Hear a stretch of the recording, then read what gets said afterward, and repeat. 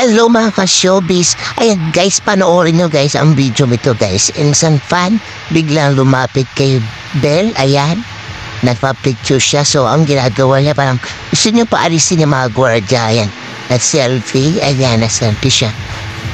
So nag-selfie. Ayan, tapos yung mga ibang fans parang tinatanong ng gwardiya kung sino siya. Tapos biglang biglang siya, binapalis niya yung mga gwardiya. Pero si Belle kita nyo guys kung paano niya inandala ang situation na to. So, siguro sinasabi rin nito sa mga gwardiya na sige kuya, okay lang po. So kung kaya naman mabigyan, why not, diba? So ayan. Kaya nang selfie siya. Selfie ba siya? O tinuturo niya na may kasama siya.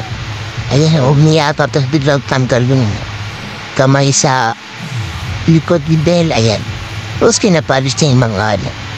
So I really appreciate Belle kung paano niya inandal ang situation. Ayan. So happy naman yung fan na nakapag-picture siya kay Belle. Ayan.